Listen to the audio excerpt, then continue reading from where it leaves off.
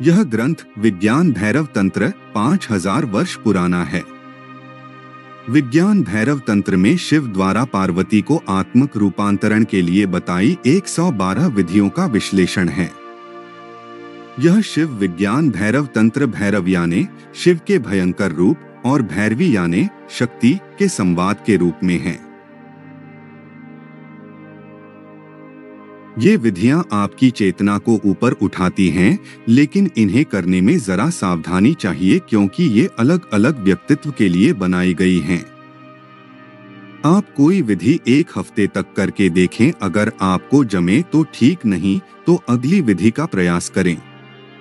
ऐसे करने से जल्दी ही आपको वो विधि मिल जाएगी जो आपके व्यक्तित्व के अनुरूप है, फिर इसका लाभ लीजिए।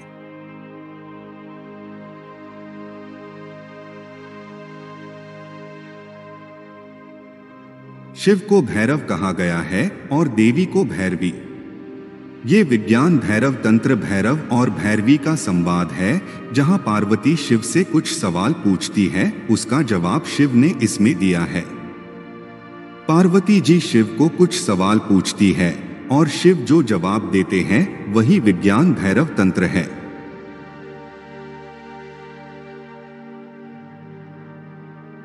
पार्वती शिवजी से पूछती है, आपका सत्य रूप क्या है? यह आपका आश्चर्य भरा जगत है क्या? इस जगत का बीज क्या है? ये विश्व चक्र की धुरी क्या है? इस जगत का मध्य बिंदु कौन सा है? इस जगत का अचल केंद्र कहाँ है? रूपों में है, लेकिन रूप के परे ये जीवन क्या है? देश और काल के परे जाकर हम इसमें पूर्णता में कैसे प्रवेश करें?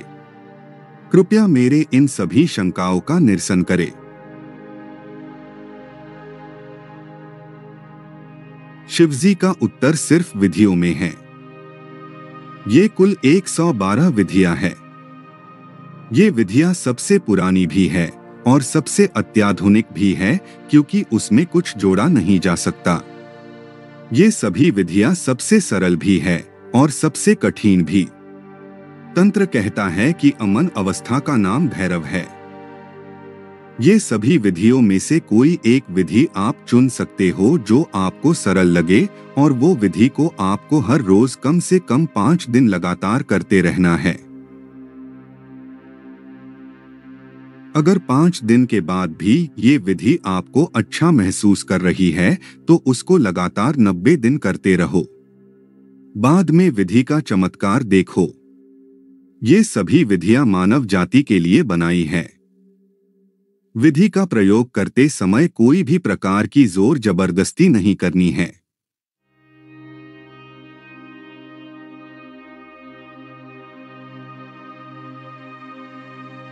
शिव विज्ञान भैरव तंत्र विधि 9।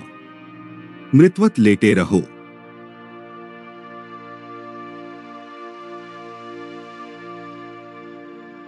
अचानक मृत्यु की वास्तविकता का अनुभव करें।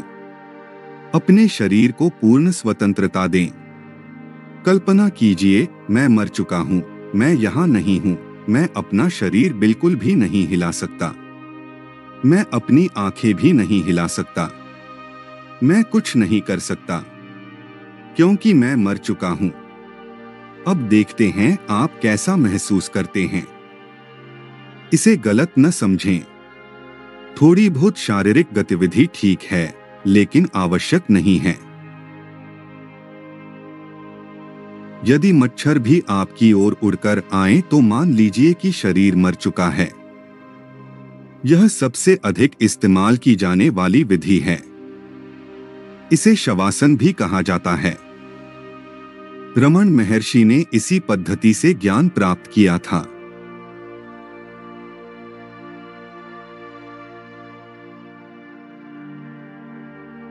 धीरे धीरे रमन महर्षि का शरीर सख्त हो गया। शरीर तो मर गया, लेकिन एक समस्या उठ खड़ी हुई। वे जान रहे थे कि मैं शरीर नहीं हूं, लेकिन मैं तो हूं। वे जान रहे थे कि मैं जीवित हूं और शरीर मर गया है। फिर वे उस स्थिति से वापस आए। सुबह में उनका शरीर पूर्ण स्वस्थ था। लेकिन मृत्यु के पूर्व जो वो आदमी थे वो अभी नहीं थे, क्योंकि उन्होंने मृत्यु को जान लिया था।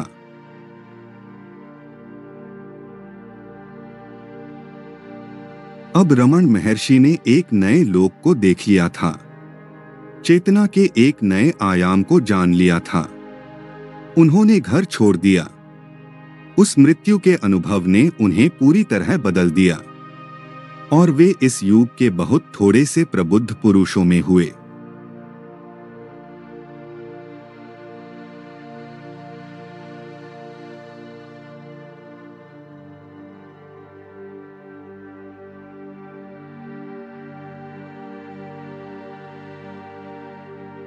शिव विज्ञान भैरव तंत्र विधि 9। क्रोध में क्षुब्ध होकर उसमें ठहरे रहो और स्थित रहो।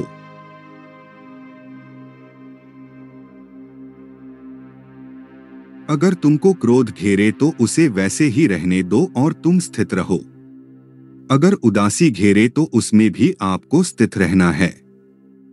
भय चिंता कुछ भी हो उसमें भी ठहर रहो। जो भी मन में हो उसे वैसा ही रहने दो, क्योंकि शरीर तो मर चुका है। यह ठहरना बहुत सुंदर और अकल्पनीय है। अगर तुम कुछ मिनटों के लिए भी इसमें ठहर गए तो पाओगे कि सब कुछ बदल गया है। यदि मन में कोई आवेग उठता है तो शरीर हिलने लगता है।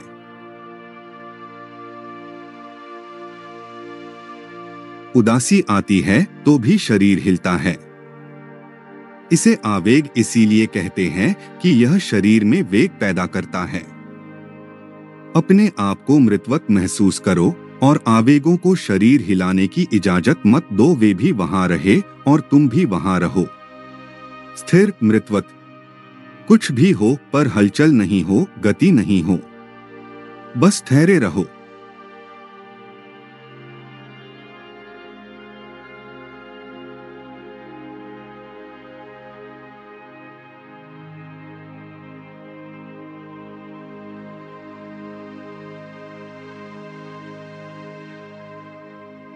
शिव विज्ञान भैरव तंत्र विधि 9। पुतलियों को घुमाए बिना एकटक घूरते रहो।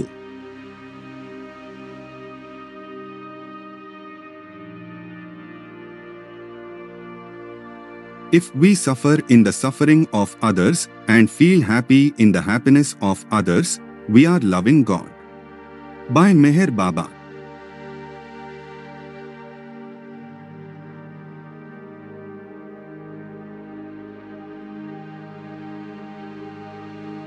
यदि हम दूसरों के दुख में दुखी होते हैं और दूसरों के सुख में प्रसन्न महसूस करते हैं तो हम ईश्वर से प्रेम कर रहे हैं। मेहर बाबा।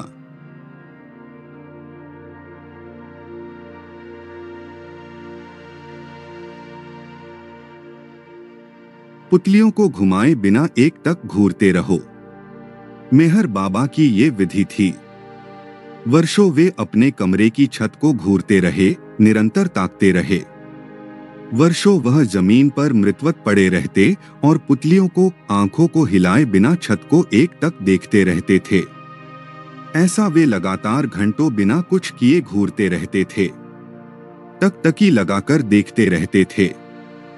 आंखों से घूरने से अपने आप तुम एक दिन तीसरी आंख में स्थित हो जाएंगे और एक बार तुम तीसरी आंख में स्थित हो गए तो चाहने पर भी तुम पुतलियों को नहीं घुमा सकते हो। वे भी स्थिर हो जाती है, अचल।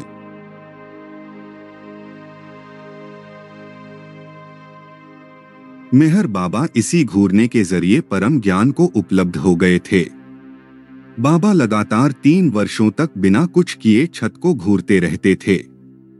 तुम सिर्फ 3 मिनट के लिए ऐसी टकटकी लगाओ और तुमको लगेगा कि 3 वर्ष गुजर गए। 3 मिनट भी बहुत लंबा समय मालूम होगा। तुम्हें लगेगा कि समय ठहर गया है और घड़ी बंद हो गई है।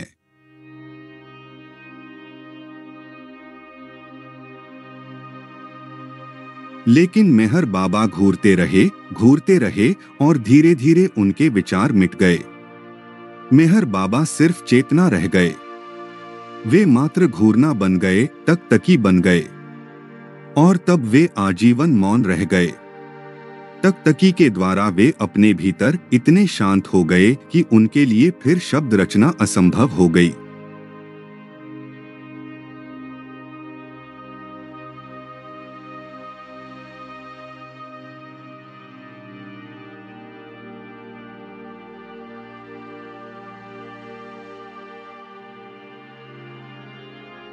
शिव विज्ञान भैरव तंत्र विधि 9। कुछ चूसो और चूसना बन जाओ।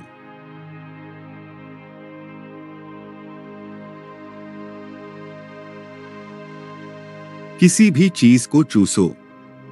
अगर हवा को चूस रहे हैं तो हवा को भूल जाओ और चूसना ही बन जाओ। इसमें तुम चूसने वाले मत बनो और चूसना ही बन जाओ।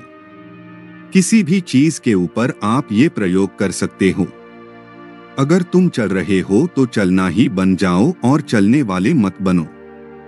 चलने वाले को भूल जाओ। तुम अगर पानी पी रहे हो तो पानी ही बन जाओ, पानी पीने वाले मत बनो। यह पहले कठिन लगेगा, लेकिन इसकी आदत हो गई तो सब कुछ आसान हो जाएगा।